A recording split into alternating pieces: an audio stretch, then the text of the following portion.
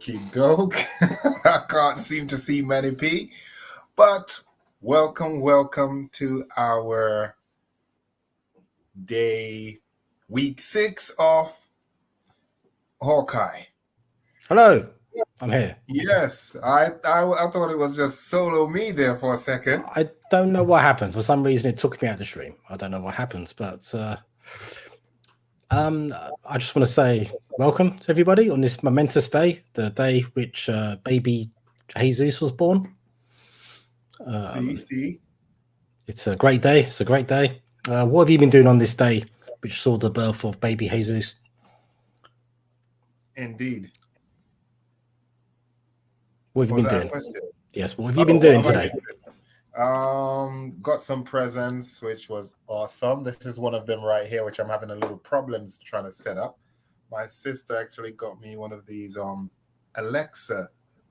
Oh, very good. For some reason, Alexa won't connect to my Wi-Fi, so I can't do it. Alexa's plain silly. So yes, I'm gonna have to figure that out properly tomorrow. You need to be sensitive with Alexa. Alexa needs to be, talked to in the right way. If you're not gentle with Alexa, then she won't respond. Yes, I can tell. So yes, I'll have to make sure that there's no bass in my voice, nothing like that. Yes, and then also, which is my coolest gift, one of my coolest gifts that I love, which was given to me by my brother. Explain to the people who might not know what it is. For all the Dragon Ball Z fans, this is Goku's costume logo and colors. I just want to absolutely awesome. I just want to reassure anybody who watches this. Yes, we are 40. Yes, I don't know what happened to our lives, which put us in this position, but here we are.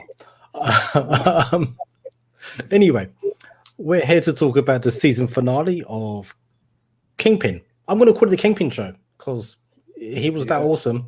I've renamed it. It's now the Kingpin Show. I got out of that one very well. Manny, you might have to just take over for 1 second. I have to just quickly just exit for 1 minute. Okay. Do you want me to take you out of the stream? Yeah, if it won't look weird, or you can just keep the chair there. I'll literally be 1 minute. Okay, I'll mute you though, just in case there's shouting or something. And no, just a quick. You have to throw family member down the staircase. Yeah. Okay, he's gone. He's gone. Everybody. Maybe we've gone for good. But yeah, essentially we have had the season finale of Hawkeye. Quite a mixed reaction on the internet as well. Lots of people loved it. Lots of people did not like it at all. They thought it was a very weak ending to the show. I am in the middle. I thought there were good parts to the show. I thought there were weak parts to the show. But with all the good stuff the MCU's given us, it's okay. Not everything is going to be perfect, and there are still some very good things that have come out of this show. Mainly for me, the main thing being the tour de force acting performances. Well, 2 in particular. Well, actually, no, 3 in particular have come out of this show. Jeremy Renner obviously was amazing. Vincent D'Onofrio just owned every single scene he's in. Just the intensity of the man is something else. How a man can bring so much tension to just a simple conversation. I mean, it's amazing. He plays a psychopath so incredibly well. Even in this last episode, the scenes where he's talking to Eleanor and Eleanor's telling Kingpin, I'm going to leave. I'm going to go legit. And you're right. We did need more Kingpin. And as Eleanor was telling him we're going to leave, his face was twitching ever so slightly because he was on the verge of breaking. He was on the verge of just going sick and throwing Eleanor out of a window.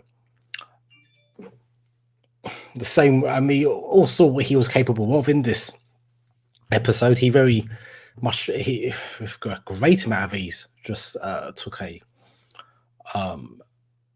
took the door off of a car just to get to Eleanor. But at the end, they killed off Kingpin, or did they kill off Kingpin? That is the big question going forward. Now, I might be entirely wrong, but I think most people agree. If Squid Games has taught us anything, that number one, well, I think the first thing Squid Games taught us was that there's problems with capitalism. But number two, the other thing Squid Games taught us was that never trust an off-screen death. I think that is the most important thing, and we didn't actually see Kingpin die in the scene. He's not dead. So you also agree with me that he's not dead. Excellent. So, well, you may be asking, well, what may have happened? Well, just as per usual, just go back to the source material. That scene is very much taken from the comics. Hopefully this works. Yeah, it's very much taken from this moment here, where Maya confronts Kingpin with a gun after Daredevil, not Hawkeye, has informed Maya that Kingpin was responsible for the death of her father. And yes, in that scene as well, Maya does shoot Kingpin right in the face. Most people would die, but this is Kingpin we're talking about. I think a very cool detail was that before Maya shoots Kingpin, he says, I'm just going to get rid of Davian for a second. He's not here. Before Maya shoots Kingpin, he says... Apologies, folks. It's Christmas and I was still doing a little, everyone wanted my famous mac and cheese. So I literally started it. They told me literally before we went on air, my sister and my brother's like, we need it on Dude, I'm halfway through my story about Kingpin. No one cares about mac and cheese. Calm. The world does. Woo. Chef anyway, D is back. Anyway, as I was saying, just mute you for a second. As I was saying, so essentially there was a beautiful moment where Kingpin says to Maya, family doesn't always see eye to eye. What could that mean? Was that preempting something? It was very much preempting something. This is essentially what happens to the Kingpin in the comics after he is shot in the face. He loses sight in both eyes, but obviously that makes him very pissed off with Echo. So unless they're absolutely crazy and stupid, this is very much where the story of Kingpin is going. I genuinely believe he's not dead.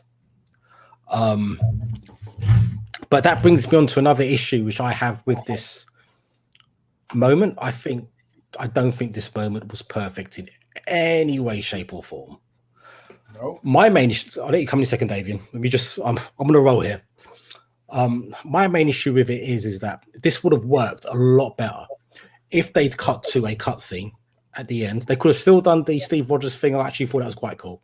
But they could have then cut to a second cutscene with that scene of maybe Kingpin sat in his office with the eye patches on, bemoaning what Maya's done to her. Or even better, they could have actually had a scene of him getting up in the street. Like, it's Disney, so I'm not sure how rough they could go. But a scene with like maybe just his eyes blooded or something, his eyes closed or something. Maybe just covering his face like this to showing just how powerful and how strong the Kingpin is. I think for wrestling fans, hopefully Davian gets this point I'm about to make. Yeah, they got the writers have to be careful they don't start to Vince Russo a lot of their plots. I'm a bit worried that they're just always looking for the swerve. Sometimes just tell the story. Don't worry about the swerve. The swerve is cool, but now we're expecting swerves a little too much. Just get back to telling the story, please. Davian. Well, it's always been the Manny Show. Thank you very much. Merry Christmas, Kay. Well, I've always had Well, you know me, I've been quite vocal about this series from the get-go, where I just thought it was all being rushed. And case in point was with the whole finale. I thought, to me, the best part of this whole series so far, to me, overall, if I'm judging everything now, was Kingpin's Yeah. appearance and his performance. I mean, he literally, I think if he had more episode, if he was in the show more over the past, maybe say the last 2 weeks, it would have actually built it up even better because his performance was absolutely amazing. He was the best on screen. Like, just everything just seemed a bit like chaotic apart from his performance. Everything else was just very cramped and rushed.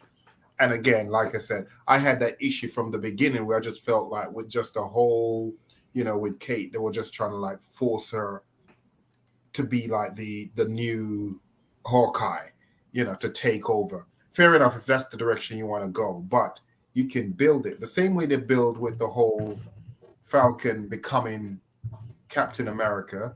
Yeah, you needed character development, and they didn't. They just rushed it, and it was just rushed way too soon. I mean, you could have even branched it out where you slowly build it up, and then, like you said, Manny, which I thought was a really good idea last week, where you said it would have been cool if they'd done like a spin-off with Yelena and Kate, which could actually give her character some more development. Then, even for say the third season, you bring it back a third season, you bring it back again to a Hawkeye where they actually see how she's developed in that time. But for her to master all these things literally in the space of a week is absolutely ridiculous, and it annoyed me from the get-go. I mean, So I'm just the just whole laughing at thing, comments. Okay. even with the coin thing where you flick the coin and it turned off the TV, let it ricochet off things, and she tried it about 3 times, and then she mastered it after the third time. Then she tried it another time, it didn't work out, and then literally by this episode when she's going up against Kingpin of all persons, she's going up against him, where he's taken on far bigger, more dangerous superheroes who's trained, and her with her 1 week experience of being a superhero, she was able to defeat Kingpin. Come on now, that was an absolute I think joke. that scene would have worked a lot better if they'd done it where she hadn't actually pulled off the flick in previous episodes, and then this was her Exactly, and then it this was was her just live like or die fight or moment, flight. Yeah, and then she fight or gets it flight. because the fight scene worked in the sense that King Pon, I don't know who King Pon is, Kingpin absolutely. He's Wilson Fisk's annoying cousin, because Kingpin does absolutely destroy her in the fight. He like obliterates her. So she does need that bit of luck where Kingpin doesn't take into account that the arrows can still do something. So I did like that thing that actually that they do show that Kate was actually very lucky. To use another wrestling analogy, it was kind of like a distraction finish as opposed to a clean finish.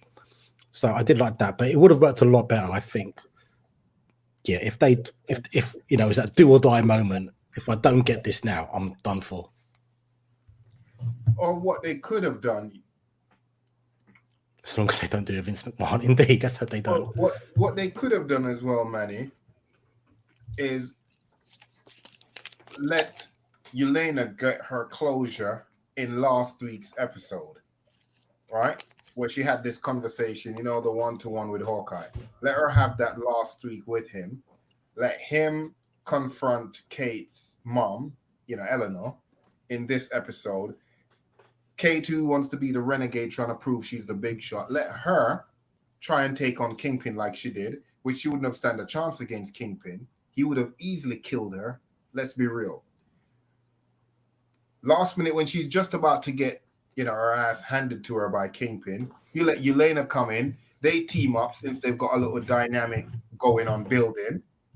Let both of them end up by fluke, happen to defeat him, which then would set it up perfectly for a possible, let's see what could happen with them. And you could have a little spin-off with them two going on some adventure and her basically training, getting some more combat experience based on Yelena's experience and what she's capable of.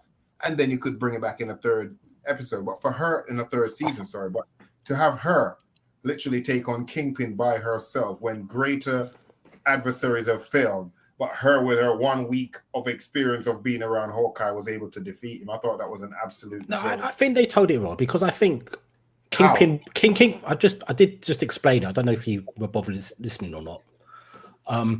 But I just literally said it a minute ago. In the sense that Kingpin won that fight. He hands down won that fight. He totally destroyed it. There was nothing Kate could do to win that fight. Kate got lucky in that fight in the sense that Kingpin didn't take into account that the arrows were still functioning despite him snapping them in two. This is what I mean. It was a lucky win for Kate. Okay, yeah, all right, I get that. Kingpin still looks strong. Kingpin still looks strong in this fight. Nobody's walking away going, "Oh, Kingpin looked really weak there." I don't think anybody's walking away thinking that. Everyone's thinking, "Damn, Kate got lucky in that fight." Actually, my brother's got a point here. My brother says Yelena has no beef with Kingpin. What do you have to say to that? Well, just the fact that I think she sees something in Kate Bishop. So it's not necessarily the fact that she has a beef with Kingpin. It's just more about the fact that she would help her based on their interaction, what they kind of been having. You see, there's like a little respect thing right there. She probably sees something in her, so she would kind of like help her, which would make more sense for her to take her on under her wing and give her more combat experience in that aspect. Because let's face it, we can clearly see that Clint doesn't really have that drive to want to do that anymore. He literally just wants to just be home with his family. He's done, he's lost his best friend. The Avengers is basically been disassembled. So he just wants to retire and that's it. So to make it seem like he's going to go and take on a protege, it's not really plausible. It would have been more nice if you have her where she goes to him for advice or certain tips and he shows her little things every now and again, rather than just make it seem like after 1 week they just meet and her acting like a crazy lunatic stalker. All of a sudden now it's like, yep, you are the heir to the throne. You are Lady Hawk. You're Hawk Girl. You're, Baby Hawk. You're whatever you want to call yourself. No, and even realistically, based on Kingpin's character, man, I mean, you know more about Kingpin than I would. Do you think in that fight, in reality, in the comics, Kingpin would have let her live, or he would have just killed her? Kingpin does have a weird code when it comes to women. He doesn't like inflicting too much violence on women in the comics.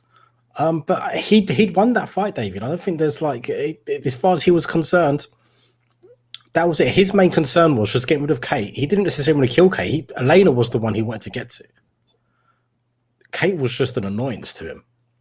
And I think we do see in the series, in this episode as well, how weak Kate is. Because that scene with Yelena, which was actually very cool. I love the way they shot that scene with Yelena, where they're fighting through the office block. And it looks like it's one smooth transition from one end of the office to the other. It's not. There is a cut in the middle. But Yelena is literally just like tolerating her. Like the bit when Kate smacks Yelena in the face in the lift, and Yelena's like, "Why did you do that?" And it's kind of like, Yelena sees Kate as so little a threat. She's not even pissed off by the slap. She's like, it's like when your 5-year-old, like why? Yeah, exactly. It's like when your 5-year-old little brother smacks you in the face, and you're like, "Wow, you done that?" Which I thought was a really cool bit. I've got a few comments here. When Yelena got on the lift, she called Kate just Kate. Some respect there, yeah. So she dropped the Bishop part because, that was like a signal that their relationship is actually growing. And you were never a big fan of Kate anyway, so yeah, I think my brother's 100%, because of just how they were just trying to force feed it on us. But okay, you said it to begin with, which makes perfect sense. It's all about character development, and I think they just rushed it. They just rushed it way too soon with this, and it just became, when you force something down, we it's so funny. We were talking about, you used the reference of Vince Russo, but We also had a similar thing, if we want to use wrestling analogy, with Roman Reigns. The Roman Reigns character, people went off him because why? They felt he was being force fed on them until they slowly gave him enough time where he actually had to earn the admiration and the disdain of the fans, and now he's back in that limelight again. I think that would be a fair analogy, but the internet really does like hate, really does like Haley Steinfeld. So it's nothing against her personally. It's just no. I'm just saying, but I don't think this analogy quite story, works in this instance, because this appears to be something which the minority seem to have. And I'm not saying your opinion is wrong. I think you make one or two good points, but I don't. But the majority of people didn't like Roman Reigns. That was the point. In this case, most people do like Kate and do like Haley. I think Haley Steinfeld is actually one of the standout things from this show. Whatever you think about the way she was scripted or whatnot, by the by, but I think she's going to be a great asset to the MCU moving forward. No, she will, in terms of her performance, because her performance is so great. It actually annoys me because she plays, if that's the kind of, so using the wrestling analogy, she's like a heel who's gotten the adequate response out of you. Yes, because her character is so annoying and just so, oh my God, will you just shut that? It's just like, oh God. And kudos to her because she played that part well. But in terms of the writing, I just think that they dropped the ball with this one. They just rushed it. If you look at it, to me, it's the weaker out of all the Marvel. Yeah, out of the four, I probably would say this is the weakest. I'd go Wanda, Loki, Falcon, Hawkeye. But it's not to say I hated Hawkeye. I did actually really enjoy it. Like, I'm more positive about it than I am negative about it. I just want to get that straight. I did actually still really enjoy the show. I know you're saying Kingpin didn't lose, but to me, I think they kind of made him look weak towards the end. You know, it's his grand. Normally, when a villain makes an entrance in a program or on a show, they seem very, very, they make them OP, overpowered for a while, before they actually, get balanced out a bit. He literally, apart from just his presence on screen, they didn't make him resonate with like absolute power and authority. I mean, literally going up against... get that. I got that whole. I felt that. Yeah, I'm saying his interaction with like Eleanor, things like that. Yes, but in terms of when it came to like the combat, regardless of his code, to me, he didn't even...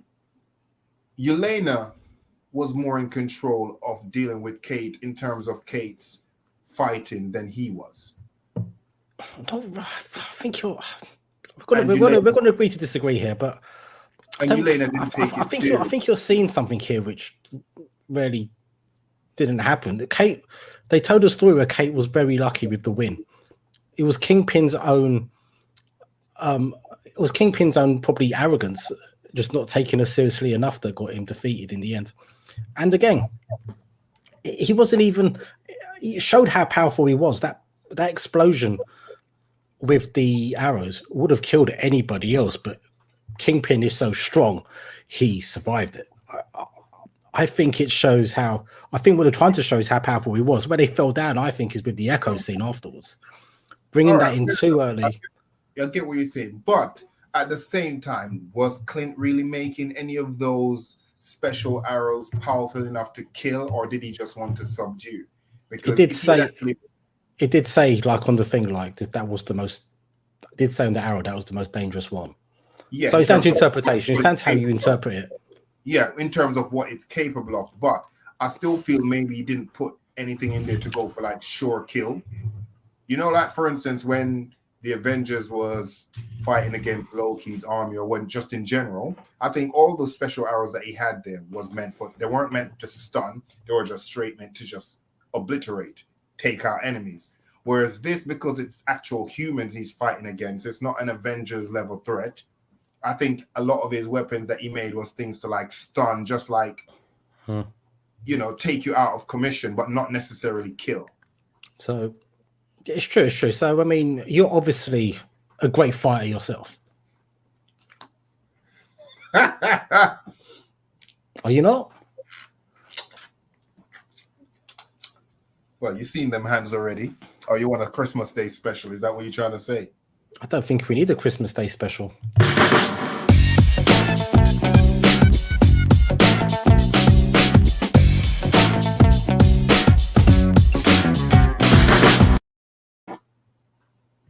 Oh my God, you actually had that ready waiting to play at some point. Yeah, that's what I've been doing by day today. That's great, isn't it?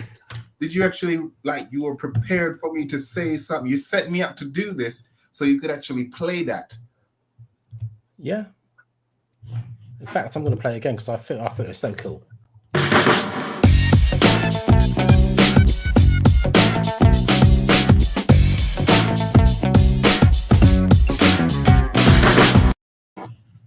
Could you play it again just one more time? Because I literally need to show someone else. Just one more go for.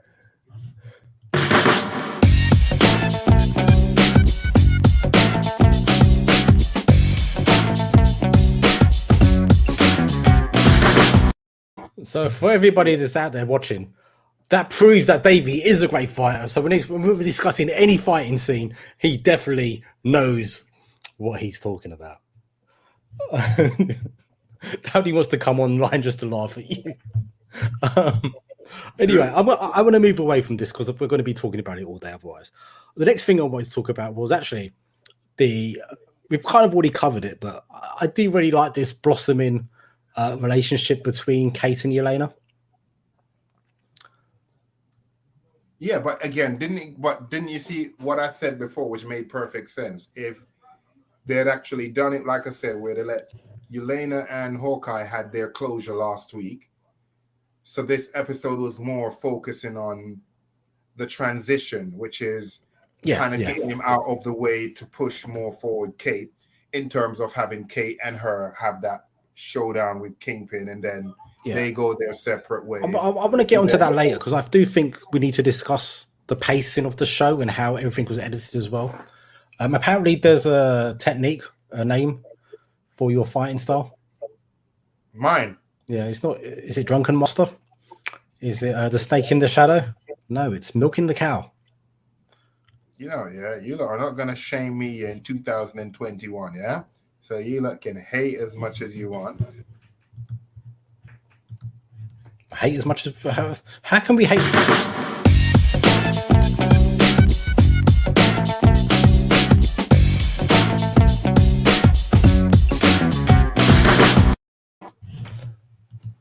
Anyway, back to the discussion at hand.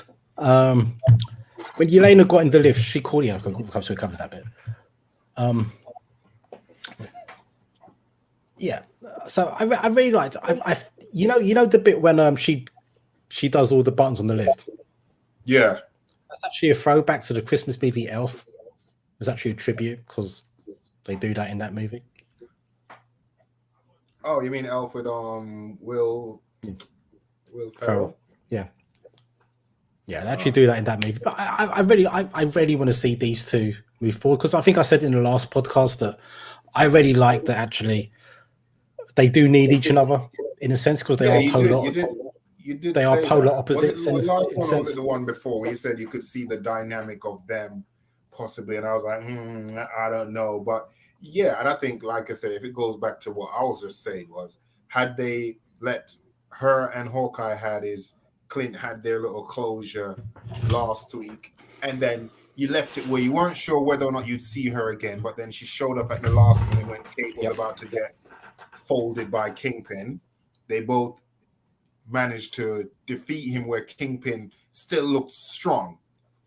I get what you're saying that she got lucky, but he would have looked even more stronger had the fact that it would have taken two of them to kind of subdue him briefly, and then they managed to escape. So he still looks strong. They didn't lose at the same time. I think I know why they've done this though. I think if they had Yelena jump in, Yelena then becomes part of Kingpin's story. I think they probably want to withdraw Yelena from that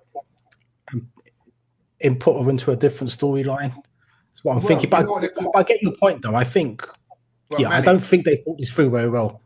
Manny, what they could have done to protect her was do like what they done when she actually first showed up against Clint. She's wearing a mask, so you wouldn't know who it was. Actually, David, I'll tell you what. Her identity would I'll have tell you been. what. I'll tell you what. I want you to do a solo video. Yeah. When? In your own Just- time. In your own time, yeah. but soon, as opposed to 2024. Manny P, I'm ready now. You know I'm on the ball now. I want you to do a video, and I'll edit it for you. I'll be nice and edit it for you.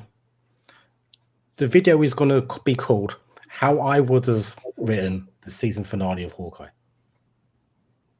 Or how I'd written Hawkeye. Yeah, okay. How you would have written Hawkeye. Yeah, You do that, and I'll even edit it for you. I'll even spend an hour of my life editing the video for you. Okay, and you won't throw in my fighting style. No, because I want people to take the video seriously. What are you trying to say about my fighting style? That it can't be taken. Nobody's going to take a fighting style called milking the cow technique seriously. Y'all gave it that name. I've got a different name for it. What's your name for it? Specials. Okay, so you've named your fighting style after a ska band from the 80s. Great. I didn't even know that, but yeah. Okay, the next thing I want to move on to. We got to talk about the swordsman. I do think this was an absolute waste of a character. I don't have a clue why he was in. So Eleanor sets him up, and then he comes back and he fights alongside Hawkeye at the end. And in the comments as well, I just feel as though they missed the trick. They could have done something with him, and I do feel as though this show might have been rewritten halfway through, the same way with Falcon and Winter Soldier. They done that. I think he might have had a bigger role to play, but they've edited a lot of it out. Who? Sorry. The swordsman, Davian. Have you been listening? Oh, okay. Yeah. Pay attention, please. I am. My bad. Yeah. Yeah, I mean, because you don't know where they're going with him. Like, if he's like if he was just completely naive, or if he was, it's just like, I don't know. It made no sense to have, even like when Eleanor and Mr. Fisk was having their conversation, that she would just come out and say, I mean, I think you did say something to begin with, like in the first few weeks of this, where you said maybe her dad was into, I'm pretty sure you said something along the lines, where we're kind of like guessing, but obviously we had no knowledge of it because obviously the character died, so we didn't know. But I'm pretty sure you did say something along those lines, which it turns out that was the case, where the dad owed him money. But I think we more thought that the mom was in on it from the get-go. But it wouldn't have made any sense for him to actually come after the mom for the money, unless she had already had some kind of money, as in she had a company, she had gained something from whatever money he had gotten from Kingpin, i.e. maybe the business was already set up, like the security business. So yes, since the business was already set up, and even though he died, the business was still in effect running, he wanted to come and collect what was owed to him. That would be the only way that dynamic would make sense. But if you're saying he's got a soft spot for women, then why would he come and literally extort a woman who was clueless? Yeah, that's in the comments. I think they've kind of let go of that a little bit in the TV. But as my case says here, Swordsman just ended up being side comedy relief. I think this character deserved so much more than just being that role. And I mean, the actor who plays him, I mean, he's in Better Call Saul, and he's amazing. I just think he deserved so much better. And I do think he probably had better, but for some reason, I think maybe a lot of his stuff might have been written out, or there were reshoots or something. Because you don't bring in an actor of that caliber to be side comedy relief. Bury them on that, like, I mean, it's literally, that's his. Unless the only way they could actually reprieve his character would be if, for instance, they kill him off for some reason and you get a variant version of him. That'd be long. Yeah, that's what I'm saying. Apart from that, there's no way of redeeming that character, or unless you do something like oh, he has like a tragic accident or he's been shot in his head. He wakes up and then his personality changes. But apart from that, there's nothing else because he was just literally he was just like a rich boy. Was like he literally the dialogue between him and his little cousin just shows his mindset that he wasn't even taken I did like serious. that. I did like that bit actually. It was funny, but it just goes to show that well, part of us thought maybe he was in on what was going on, but not as deep as we thought. To now you actually look at him like it's like is it Kay that said it in the comment where it literally became like comic relief. He was just side like comedy, side comedy relief. And I mean, I don't think the character's beyond bringing back, but they're going to need a lot of good creative writing. I'm going to cover that also. I'm going to cover the characters, what they could do, what they could have done, and what they could do to, reprieve certain characters' role in this going forward. If they plan to make a second season of this or a spin-off or whatnot, but based on it, like a lot of it was just like outright cringy. Like for instance, when the whole shenanigans started, like at the party. And people was leaving. They weren't taking the staff at the party serious who was trying to tell them, leave. But you're telling me once they went and put on their, costumes or whatever, people now are starting to take them serious. Really? Yeah, the LARPers bit I could have done without. Yeah, it was just cringy. And to think about it, Manny, one of them who was actually there was an actual police officer. So she didn't decide, yes, I'm going to be a police officer. She could have gotten her badge out. Situation. He's like, no, rather than be a police officer, I'm actually going to go into my hobby. But David, as a character during a live, dangerous event. American police. No, American, you gonna get the sack for that. Doing that nonsense right there. So you got people running for their lives. I'm just saying they're not very good. Terrorists right there. You decide that you're going to go and change into your LARP costume. Okay, yeah. I think that's a fair statement. I just want to touch on this quickly. The scene where they shrink. I actually quite like this scene. The scene where they shrink the Tracksuit Mafia van, and the owl takes it away. Oh yeah. Do you know what owls do to people, or to small mammals when they catch them? Well, feed them to their young. That's what's happened to those Tracksuit Mafia guys. They're being torn limb from limb and being fed to baby owls. It's a horrible way to die when you think about it. Well, if they get them, but remember, unless the owls literally break them out of the little van, we don't know how powerful their jaws will be to break, whether or not they can actually open that. Then they could actually stay in there until they revert back to their actual size. I mean, if there is like a time limit on the pin particle, but yeah, it's something worth thinking about. It's potentially it's a very gruesome death. It's fair to say. Another point I wanted to cover, and again, I don't want to sound like I'm hating on the show because I don't hate it, but I have to talk about the bits that don't make sense. Kazi the clown. They kind of hint that he's in a relationship with Echo, and then they didn't tell this story enough. There's clearly scenes that have been cut out on the cutting room floor somewhere, which go into this a lot deeper. But that scene between Echo and Kazi, it felt as though I missed an episode somewhere which explored their relationship a bit more. Yeah, it made no sense because at one point it seemed how it was being, I was kind of interpreting it was more like he was more into her than she was into him, where like he had a thing for her, but she didn't. But then now come to this episode now, it's literally the opposite, where it's like her like, yeah, please come away with me, leave or whatever. And he was like, no, I'm here for the end. I'm here for that. I'm going down with the ship.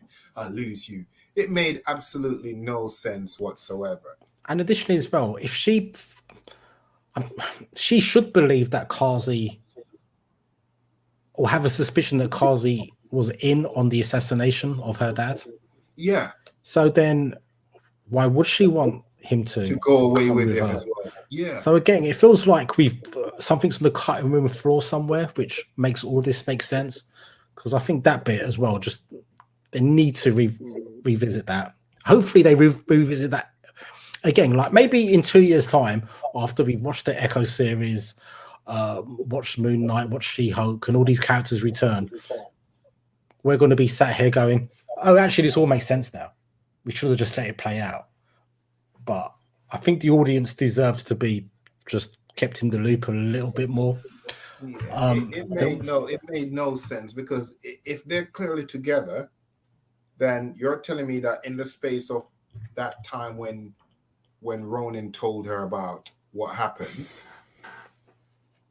if they're boyfriend and girlfriend, you're telling me that he didn't see her anytime in that between those few days at her place or his place. But this is the issue, because my brother's just put here, I don't think they were in a relationship. It was more of a sibling relationship because they both grew up in the mob, which is an issue if we're thinking one thing and other people were thinking something else. That is an issue. If it's that unclear.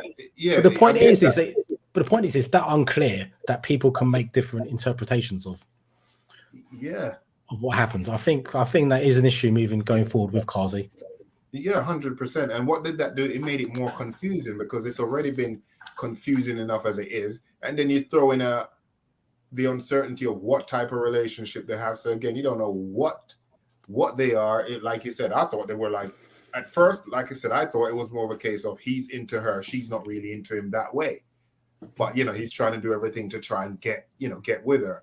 To then turns around was like, oh, she's like, come away with me, let's leave or whatever, and I think it's more of a relationship, not a sibling relationship, because if that was the case, I think it would have been more of a case when she's going to fight him where she'd have been like, I don't want to hurt you. You're my brother. You're like the only family I've got left, which would be something you'd expect them to say in that situation where it's going to end where someone might actually die.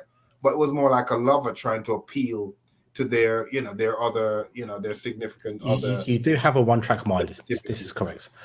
I think another thing they were trying to tell in the show was, it didn't come across very well, was that one of the kids which she defeats in the judo competition or whatever martial arts it was in episode 2, I think it was, when they were children. I think one of those was meant to be Kazi. Yeah, she defeats Kazi. Again, like, you need to kind of like drop in a hint about that isn't quite enough for the audience. I think they need to be told that a bit more explicitly. And again, I reckon there's probably stuff on the cutting room floor where they filmed more scenes when Echo was a child, which basically explains all of that a bit more. If they were in a relationship, we would have seen it early on. True, but again, like, there might be stuff on the cutting room floor which we just don't know about. Yeah, a lot of things, it just seems like they just rushed and they just cut things out, and it just made no sense whatsoever. I mean, I think, like I said, but then again, I'll cover all of that in that solo video you want me to do, because I'll cover things like what they could have done to actually. Okay. Don't preempt yourself. Yeah. Just leave it for the video. I think one of the things where this show got a bit stuck was it couldn't make up its mind how much of a Christmas series it wanted to be. Yeah, again, I think if you're going to be a Christmas series, you just go all in and be a Christmas series. And again, I really enjoyed the show. So anybody watching, I don't want you to think I didn't enjoy it. I did enjoy it, but we have to call it the way we see it as well in certain aspects. So yeah, I think they should just gone all in, and the LARP bit would have worked really well if they'd committed to it being a Christmas show with a Christmas feel and a bit of hijinks, a bit of a kind of a Home Alone feel to it or something. But they kind of got stuck with one foot here, one foot there, and just not in either world. Yeah, I think it's probably a case, like you said, that they probably did so many takes of it and probably written so many different versions of how the show could have went. Like, they just decided, okay, maybe they ran out of time. And then when time came for filming, they ran out of time. So they had to just literally just chop a lot of things and just cut out certain things that they thought would have worked, but they don't have enough time to But actually explore it. but this is the thing, though. Each episode was 35, 40 minutes. We haven't got an issue watching 1 hour episodes, do we? We were even saying, "Oh, that finished way too quickly." Yeah. Yeah, I mean, we again. I generally enjoyed this show, despite all of the hang-ups. I generally like really enjoy the acting performances in this show. But again, like you can easily solve all of these things. Just make the episodes longer. It's fine. We can sit through an extra 20 minutes. In fact, I'd love an extra 20 minutes per episode. It's But it fine. goes right back to what Kay said. Character development. If they've spent more time just exploring the characters, just give a little bit more insight into their And their the extra background. 20 minutes per episode would do that. But Manny, they didn't even have to do that. It's just about sometimes it's the quality and not the quantity. Absolutely, Because absolutely. if you look at the whole But Isaiah. why make? But my point is, why make life hard for yourself and just Exactly. commit yourself to 40 minutes when actually you could easily make these episodes an hour long, and you could easily just whack all this stuff out and take your time with the development and just fit it. My issue isn't the character development as much as it is yours. My issue is more these weird plot holes which they need to tidy up. Well, I get that, but I think if they spent a little bit more time on character development, even if there were certain plot holes, you could possibly just fill it in based on, well, you know what, I could get where that character, why that would happen. So you could actually do that. But yeah, I just think they just, I don't know what they were thinking, and I wasn't impressed, and I wasn't impressed from the first 2 episodes. I thought, okay, I'll give it a shot, see where they're gonna go with Or it. whatever. You text me after the first episode saying you loved it. Yeah, the first episode I thought was great. Yeah. Then the second episode, and then I thought, oh God, where's this going? Because again, you didn't know where it was going. I kind of got, like you said, it was a mixture of like a Home Alone / Die Hard. I kind of got the mix. It was like a mixture of that, where it had that comedy dynamic and action at the same time. But then it just went confusing. Literally, it just went confusing. And I think it, maybe if you spent more time on either making the story make more sense or character development, even if there was that would lead to plot holes, then you can sacrifice one if one actually covered for the other. But when you sacrifice both, you just leave it where it's just like this, where it's just in limbo. You just don't know where it's going. You don't know whether to stick or twist, essentially. Yeah, look at the Isaiah Bradley one, Manny. Even though we didn't get a lot of in-depth background into the Isaiah Bradley story, just by the little moments when he was on camera and he's telling just little bits and pieces of what he's been through, that just left everyone just like trying to put things together, but in a good way, because it was done right, where you could say, yes, you know what, I could see why this is happening. And then we start analyzing and dissecting and putting certain things together where it made sense, even in our mind, even without them writing that. But it was done well enough where you could understand his perspective on certain things. But none of this actually, it's like they started and then they just didn't know where they were going, and maybe there were too many ideas and they just didn't know which ones to use. I think we're going to find out there was a lot of interference from the higher ups for this one. That's what I reckon. I don't have any evidence to back that up, but I reckon we're going to find out there was a lot of interference, probably a lot of reshoots, a lot of recuts. A good sign of a recut is when they do a scene. So, for example, when Kazi and Kazi, is it Kazi or Kazi? Kazi and Echo were talking. They cut to a shot behind Kazi, so you can't see his mouth, but Kazi is talking. Yeah. That's a clear sign that they've overdubbed that. They've put in new lines. True, yeah. Yeah. So, like, that happened, it seems. So it looks like they've done a lot in post-production, which, and this episode felt a lot more chopped up as well than it should be. Like, the cuts were here and there, and, like, not many of the scenes were allowed to breathe. It was all over the place, because when you read, like, they were saying episode 5 was going to break the internet, and then you heard, it's not episode 5, it's actually episode 6. Well, it was episode 5 because that's when Kingpin was confirmed. Right, but that's the thing. I mean, nothing broke the internet. It was like, oh wow, okay, yeah, great. Now where you gonna go? And like I said, to me, the highlight of the show, which I said I'll give him not even just 5 star, I'll give him 10 star for his performance, was Kingpin. The way Vincent he spoke, D'Onofrio. yeah, the way he came on screen and just his whole presence, I was Yeah, like, oh my you're god, this right. dude had me scared, and I wasn't even there, but he was just that Well, good. yeah, But that's what then I I was thought, before you came on air. Whilst you were dealing with your mac and cheese issue, I did go into the D'Onofrio a bit quite a bit of depth, and I don't know if you noticed it, but you know when he's talking to Ellen, and she's saying she wants to go legit and leave the business. His face is twitching. yeah, Yeah, because he doesn't want to lose all of his calm and cool, but inside he's absolutely raging, and you can see Vincent D'Onofrio is such a good actor. You can see that he's just using all of his strength just to keep his calm, but it's by that his passive face is just aggressive, twitching away. yeah, It's that just passive such, aggressiveness. But yeah, again, even with that, Manny, he's even with amazing.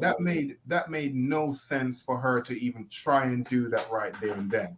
When you've already openly admitted that you've murdered someone, you're not going to turn around in the same sentence and say, "Oh yeah, by the way, I've killed him for you, but you know what?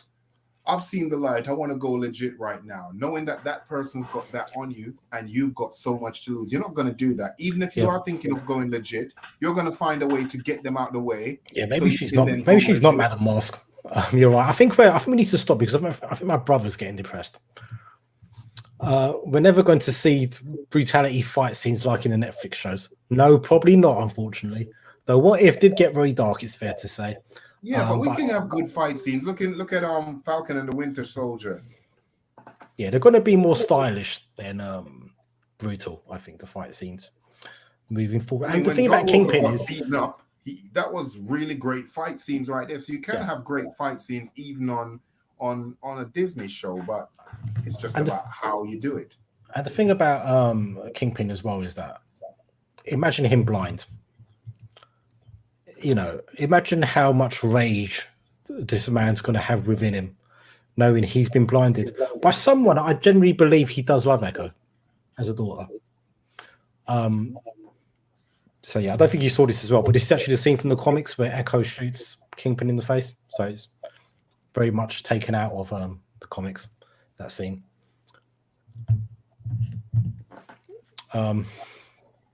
Yeah. So that's that bit. So we had the watch issue kind of resolved. Again, I don't think it was resolved 100% to my liking, but I don't want to depress anybody anymore than what we're doing. So it turns out the on the back of the watch it had the Shield logo and the number 19 written on the back. Number 19 is Agent 19, the same way Sharon Carter is Agent 13. Agent 19 in the comics is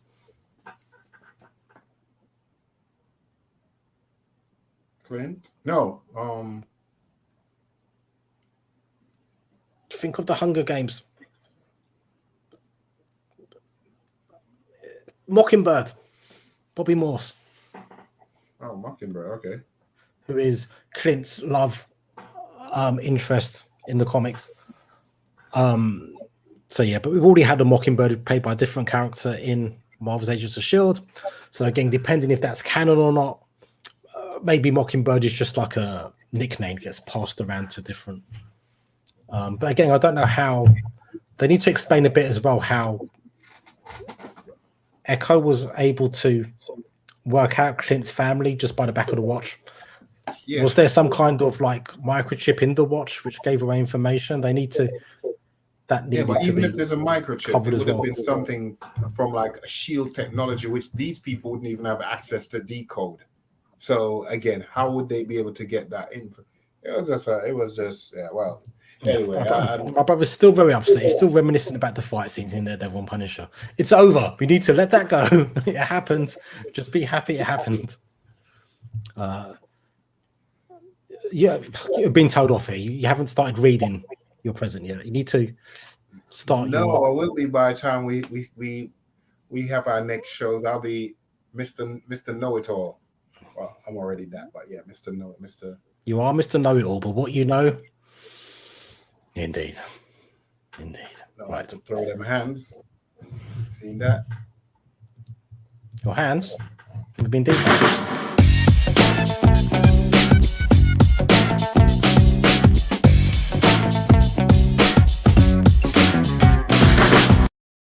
This is what I have to put up with, people. You see? This is what I have to put up with. No, I mean, overall, I will give it a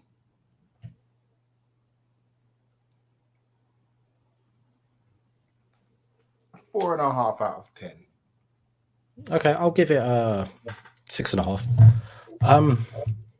We will test you on Moon Knight. Oh my god, my brother's actually going to give you an exam, and if you fail it, you're off the podcast. Jesus, he didn't even say that bit.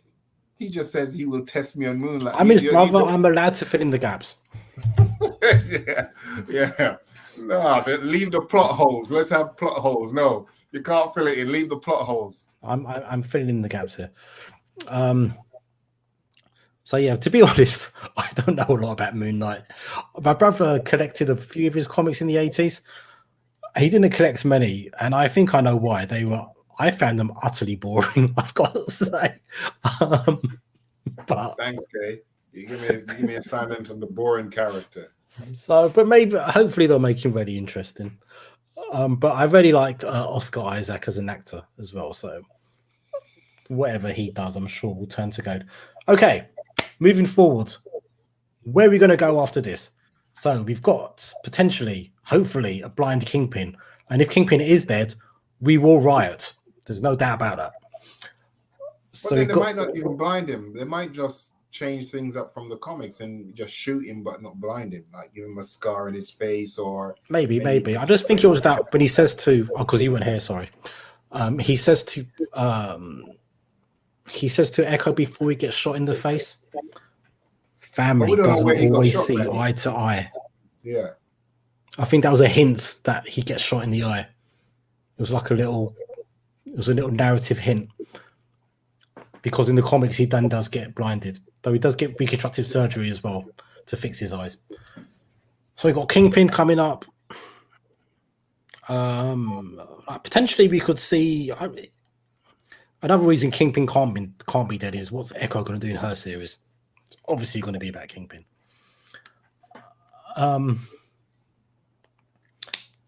Sorry. Find herself. That's what she could do in the series, because she seems very lost. Like she's just literally being a mercenary, a weapon. Okay, this might make more sense to you, but your fighting style has been renamed to the Fist of Khonshu, not Milk the Cow style. I actually like that. That sounds very mythical. Yeah, we'll go with that. We'll go with the Fist of Khonshu. I like that, because that's a different kind of kung fu. So yeah, where's Kate going to turn up next? I'm not sure where Kate's going to turn up next. Working in blockbusters. Kate lost her mind. It made no sense, that story, like Kate's behavior. Sorry. Fist of Khonshu is a Moon Knight reference. That's fine. We're talking about my fighting style. What's your point, Manny? That's what my brother got the Fist of Khonshu from. Yeah, that's fine. Yeah, it's mythical. It goes back to the ancient Victorian days. Yeah. Okay. So I'm not sure where Kate's going to go. Again, I've asked you a question. What's going to happen to Kate? And I don't need the negativity around her again. I've asked you a question specifically about something. Who knows? With her obsession with Clint, she'll probably just want to live at his house. There's no obsession with Clint. Really? You literally full up someone's voice. I haven't heard someone's voicemail being filled. Listen, I bet there's a few. I bet there's a few voicemail you filled up in your past. Nah, never. Yeah, mine filled up, but Okay. Anyway, I don't know why we listen to someone who can't even go bowling.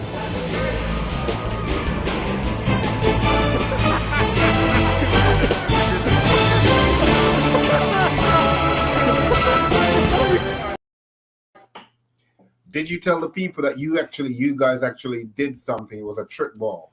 No, that never happened, actually. making stuff up to just not offend your ego. You're making up stuff, which is great. Okay, so I was there. So was I. There's actually a longer video of that as well, where Davian goes into great detail how he was going to show us off his Naruto style of bowling. Listen, Kay, you should have been there. You'd have seen what happened. Yeah, I'm just saying. I'm not saying it was a setup, but I'm saying it was a setup. Whatever makes you happier, whatever helps you live in this world. Yeah, it started from that meal at Bella Italia, you know, what we had that night, which was horrendous. Yeah, that wasn't great. Okay, so I'm not sure where Kate's going to turn next, but I'm looking. But again, I think Hailey Steinfeld is one of the standouts, and I think she's going to be a great asset to the MCU moving forward. I think Hawkeye in Jeremy Renner, probably a bit parked for the time being. I know Jeremy Renner's expressed that he wants to move away from the MCU now, acting wise. So I don't think we're going to be seeing him for a while. I think this is kind of like he's happy with his family now, and which is what I said. Yeah. But again, you know, he didn't die. Thankfully, he didn't die. I told you that they couldn't kill him because it would make absolutely no sense to kill him off. But then this whole series, there's like so many ups and downs and uncertainty with where they're going, what direction they're going.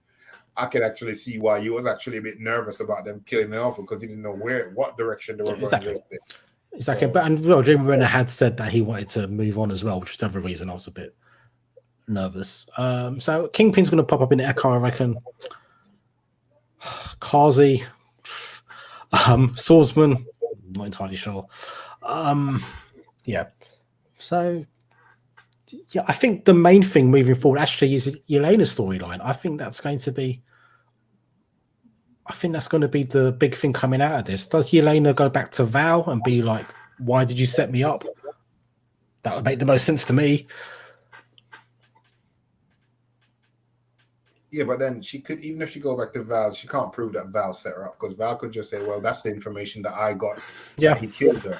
So no one was there. It wasn't even on Earth. It happened. So she could say, listen, that's just the information what I got. I just gave you what I got. That's the end of that right there. You can't disprove what she's saying. So it's not necessarily a setup, and it's about working and money. So at the end of the day, she still wants to make money going around doing certain things. I mean, Val, they're not necessarily evil. They're just more on the gray. You know, they're not black and white. You know, they don't see things black and white. They're in the gray area, which they'll do certain things to accomplish the mission. And it's clear that Yelena have killed before. So that won't be an issue if she's killing, if they feel like, as long as she's got the right information, that would make her know, okay, the target that I'm actually taking out is really a bad person. It's not some good guy who won't sell you their oil, you know, resources, so you want to take them out.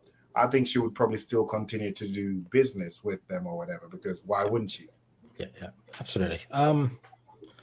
Yeah, so for me personally, I think Yelena needs a friend moving forward, whether that's Kate or somebody else. Someone just to stop her from being manipulated by the likes of Val and whatnot. That's what I personally want to see for Yelena moving forward. Well, I don't think she gets manipulated, because from what you could see from her backstory when she obviously disappeared and came back, she was moving independently, going around trying to free all of the other Black Widows. So, but she was manipulated. But she was manipulated by Val.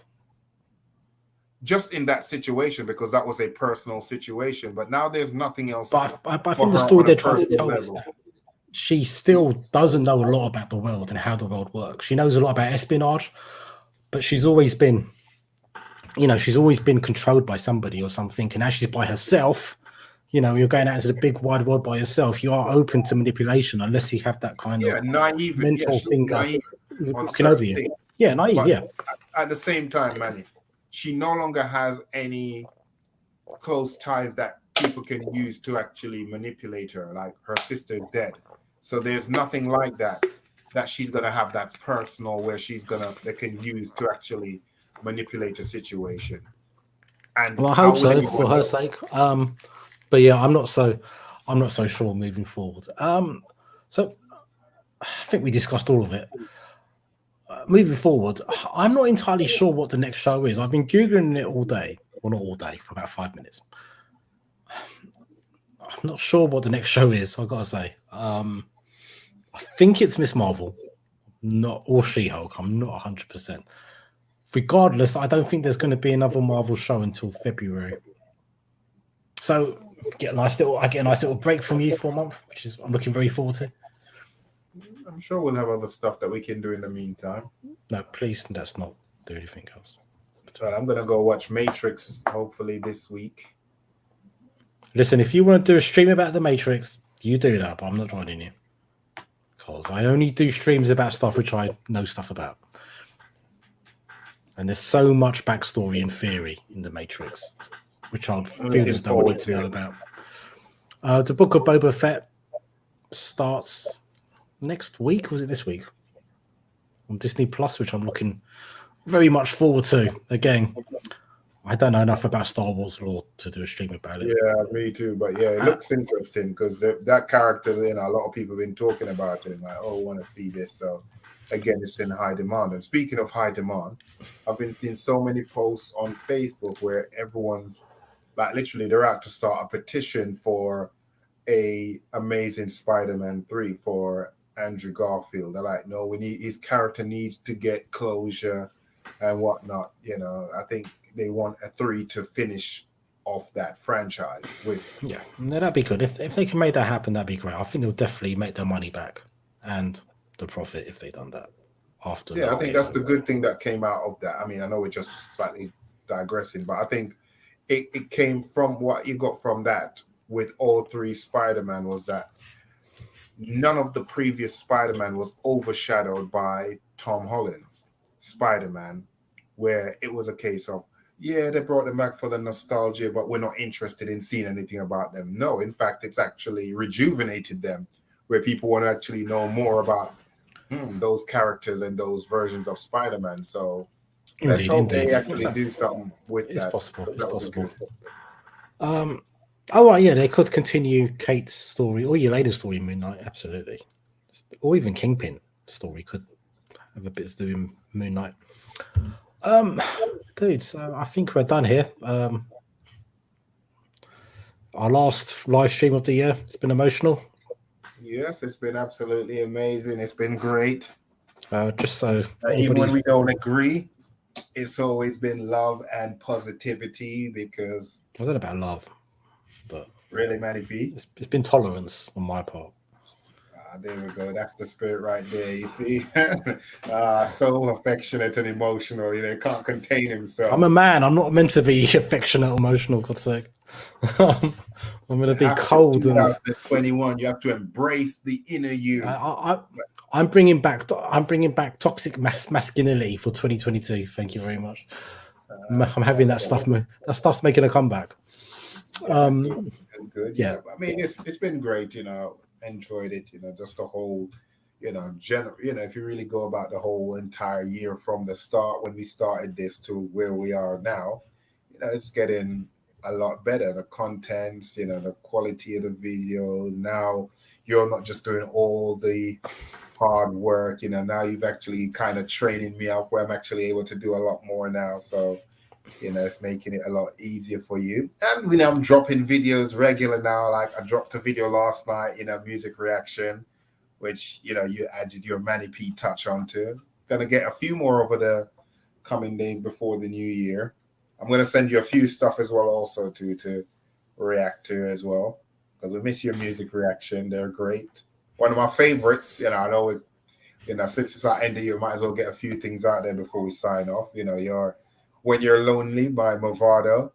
To me, that is one of my favorite reactions ever. I absolutely love it there because you're just so funny. You're actually a comedic genius. And you don't even try. It's just so natural the way you do it, just the way you say things and how you see it, I was just dying. So many people listen to it when I play it, and they were just laughing because they absolutely love it, how you interpret it and just all of that. So, but it's very kind. That was quite the song. That was quite the song. Yeah, to be fair, it demonstrated to me a different aspect of being in a relationship. Anyway. Yeah, so 2022 we're gonna have, I think by the time, whether it be She-Hulk, whichever one is starting in February, that's gonna literally be coming up to our 1 year anniversary of being YouTubers, streamers, and hopefully podcasters. moving on with She-Hulk, we're going to have a bit of rotation on these as well, so just to give ourselves a bit of a break as well. Yes, and we're open to ideas as well. So I mean, you can always, drop us some comments, recommendations, suggestions, whether it be on our Instagram page or just on one of our videos on YouTube, because we check those regularly, and we are open to all ideas. Indeed. Anyway, I want to wish everyone a happy new year. I hope 2022 is better than 2020 and 2021. Hopefully we'll be allowed to leave the house and go on holidays at some point soon without being quarantined for 2 weeks. Please. 100%. That'd be amazing. Anyway, I'm going to bid all of you farewell, and I'm going to finish with our normal outro, but first, this.